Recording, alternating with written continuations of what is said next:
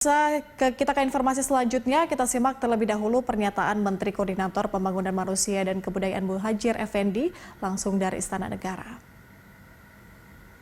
Dan kemudian akan melakukan isolasi, dan isolasinya akan dipusatkan di ada 3 tempat yang sekarang sudah kita siapkan, atau 4. Pertama yaitu di pusat-pusat karantina yang sekarang ini dikelola oleh Kementerian Sosial, dan itu selama ini sudah digunakan terutama untuk mengkarantina para deportan, yaitu mereka yang sudah bermasalah dengan imigrasi dari negara asal.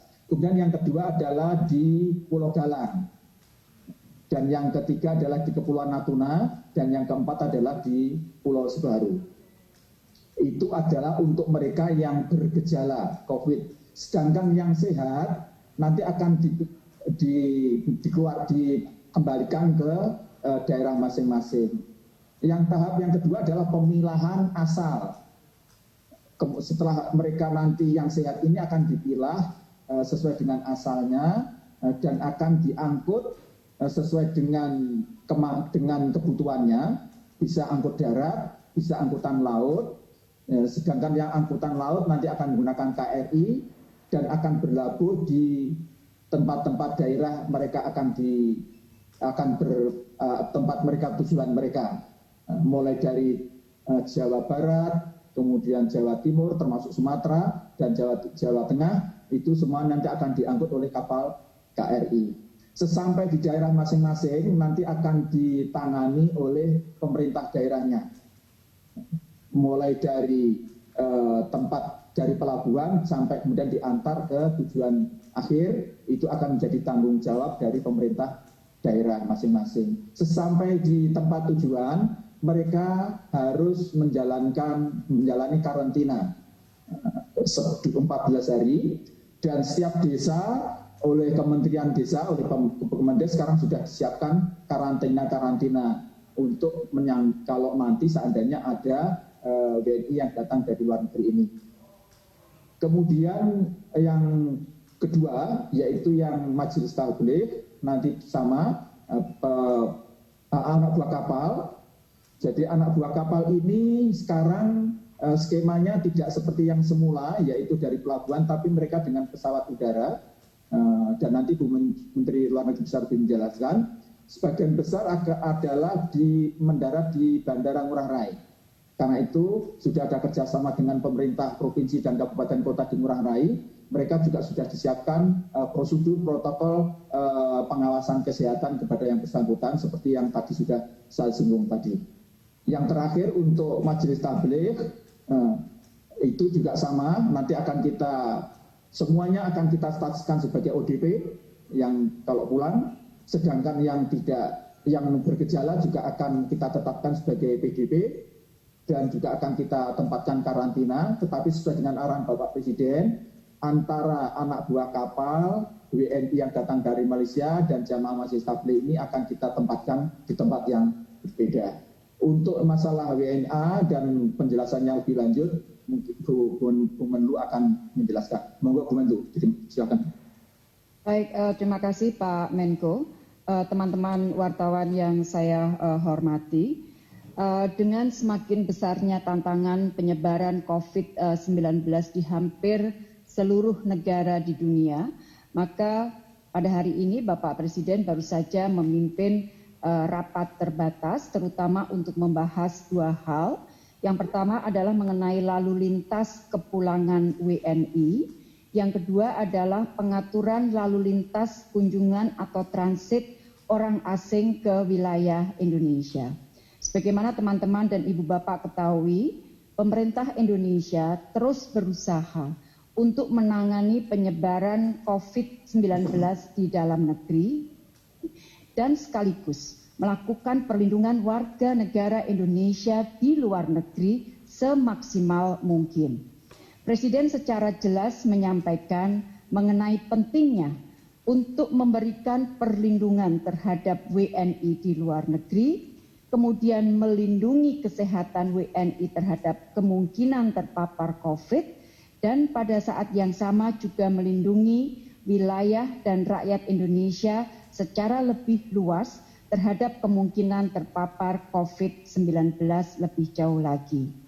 Kita juga memahami, tadi Pak Menko juga sudah sampaikan bahwa hampir semua negara telah melakukan pembatasan pergerakan lalu lintas orang dengan segala variasinya, yang tentunya disesuaikan dengan situasi dan kondisi masing-masing negara.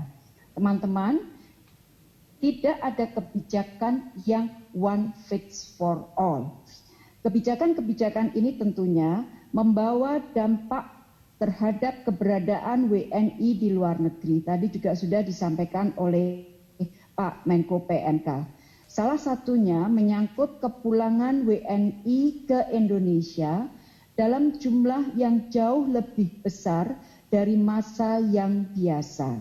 Nah, kita berusaha melihat dari klasternya dua kepulangan WNI yang sangat menonjol saat ini, yaitu kepulangan WNI dari Malaysia sebagai dampak dari pemberlakuan MCO, dan yang kedua adalah kepulangan para ABK WNI sebagai dampak pemberhentian sementara operasi kapal-kapal pesiar di mana mereka bekerja.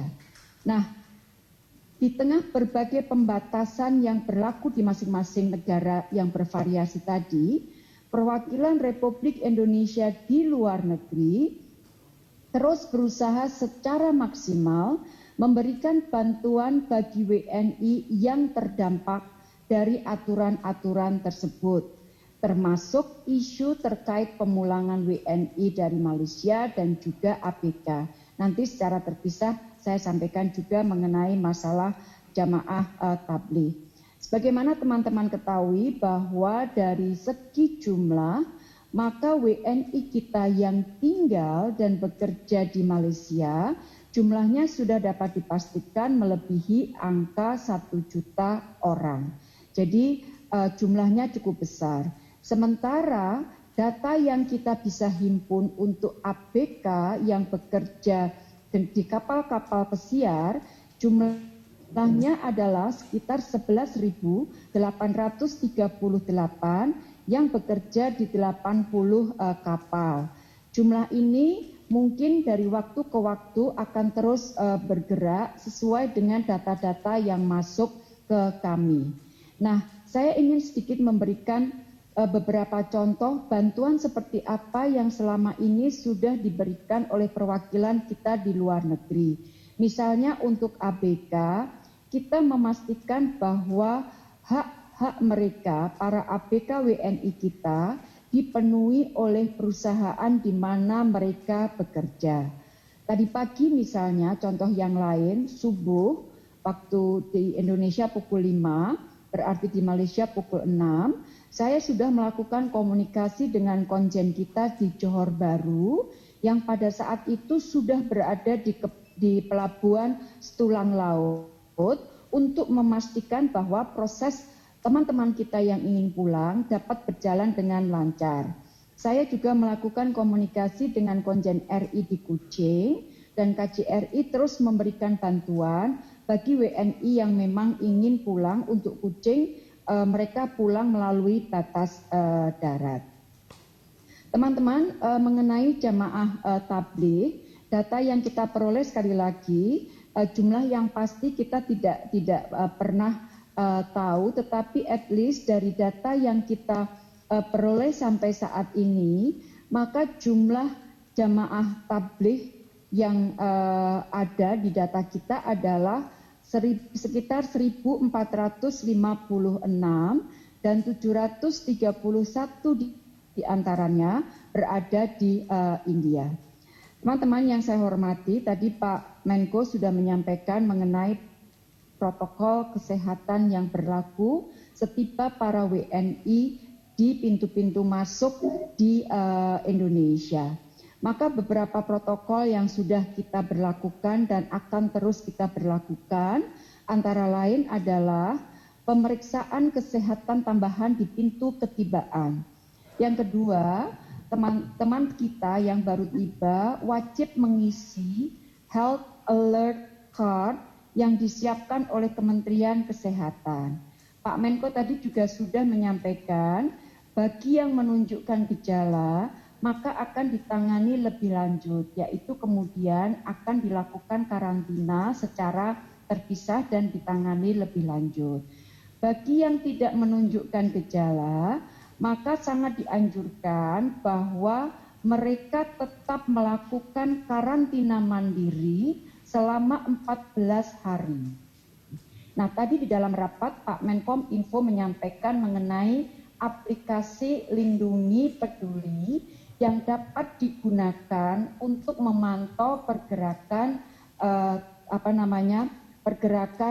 kita. Jadi aplikasi Peduli Lindungi ini mohon untuk dapat dipergunakan sekali lagi. Selain untuk menjaga kita sendiri, kita juga perlu menjaga lingkungan kita. Nah, hal lain yang sudah disampaikan oleh Pak Menko tetapi ingin sedikit saya sampaikan juga adalah bahwa di pintu-pintu masuk akan diperkuat dan diberdayakan sehingga akan mampu melakukan pengecekan kesehatan dan protokol kesehatan lainnya yang tadi saya sudah sebutkan. Nah, teman-teman, untuk kasus di Malaysia, sejauh ini perwakilan Republik Indonesia telah berusaha untuk memberikan bantuan logistik kepada para WNI kita. Sejauh ini sudah lebih dari 3.000 bantuan logistik yang diberikan dan ini akan kita lanjutkan tentunya sesuai dengan kebutuhan dan sesuai dengan situasi di negara tersebut, dalam hal ini Malaysia yang dalam status MCO. Tentunya pemberian bantuan logistik ini karena ini berada di negara lain, maka akan terus kita koordinasikan dengan... Pemirsa, Anda telah mendengarkan paparan dari Menteri Luar Negeri Retno Marsudi yang sebelumnya juga sudah didahului oleh Menteri Koordinator PMK Adam Muhadjir Effendi yang mengatakan sejumlah poin setelah melakukan rapat terbatas dengan Presiden Joko Widodo, itu terkait dengan lalu lintas kepulangan warga negara Indonesia, kemudian juga kunjungan transit orang asing ke wilayah Indonesia, di mana tadi ditekankan oleh Menteri Luar Negeri Retno Marsudi bahwa tidak ada kebijakan one fit for all sehingga pemerintah terus mengupayakan ataupun melakukan sejumlah skenario apabila memang untuk pencegahan penyebaran virus corona atau COVID-19.